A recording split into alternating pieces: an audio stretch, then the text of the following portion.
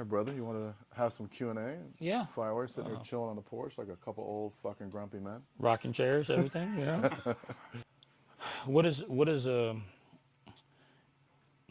general that you would, like for advice for me to take back to the guys? So like when I want to teach other guys how to do this, right? I don't want it to die with me, Right. or John will be here long after I'm gone. But Yeah. these things, generality of how to teach these guys, the nuances, right? Sure. Like when you see the subtle eye contact and you see what advice would you give these guys to?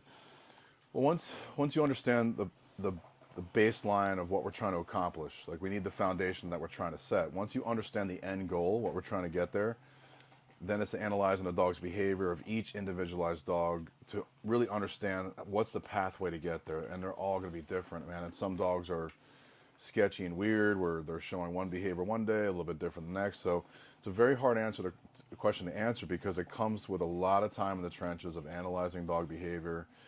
And no matter what application we're doing, obedience tracking, detection, pet shit, I always tell people, put yourself in the dog's position. Like, try to be like try to become a fucking dog. Like, what are they smelling, hearing? What are the senses? What are the feedback the animal's getting through its senses? And every dog's trying to find their advantage in every situation. They're trying to increase good feelings in their life and stay away from pressure and unpleasant feelings. It's that fucking stupid simple. And it's up to us to create a learning design and an environment that produces clarity in that.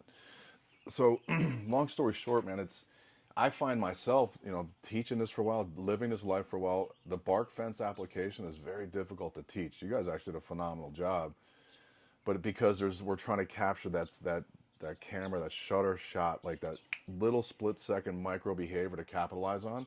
And by the time the dog exhibits the behavior, and I say, "Hey, Mark," Too late. the behavior's changed. Right. And then, but that's where you're going to learn it. And if you guys have experienced dogs in the unit that are fucking, Solid. street sweepers, then learn on those. Like, learn the timing on those. Because if it's off, who gives a fuck? They're already out there murdering. So I would say young guys, like, that's the equation, bro. Okay. Young people, whether they're young in their experience or the young in years or very new to this type of philosophy, let them work on experienced dogs to capture those moments. Gotcha. And John and I were talking about he's always watching body cam footage of his deployments to get better. And I know that from a sports background.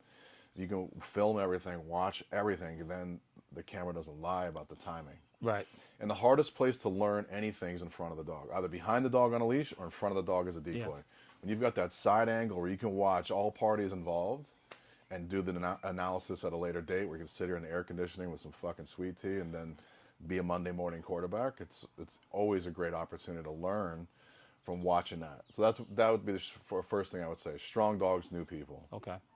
And then learn from that, and then bring the nuances in. And I think what you're going to see is, if you start with green dogs behind the fence, bro, you're going to see, because that's the only life that they know. Right. Anytime you're trying to retread shit is difficult, because it's what we call myelination. Like, they're hardwired in those behavior, and you can't undo that deep muscle memory. What you can do is create a new neural pathway to new behavior that's got even more value. And that's kind of the plan too. Like with your dog's barking, bro. Like, it's like, I can bottle it up when we want to, but as soon as he's marked and released to go do it, he's going to have fucking Tourette's. He's going to do it. Yep. He's going to talk shit. And then if we micromanage that, we're going to diminish hunting behavior. Right. We're going to create some hesitation, daddy issues, clinginess. Like, he'll be scared to make choices because we know what we're doing. We know we're correcting him for barking. But does he know? And again, it's like, for him, he loves the sound of his own fucking voice. It's like sweet music. So he's so hardwired to bark and fucking pray and give that audible expression. Like, you're not going to stop that. And that's why it's really important to understand there's no tool, technique, theory, or system that across the board is going to work for every fucking dog and team.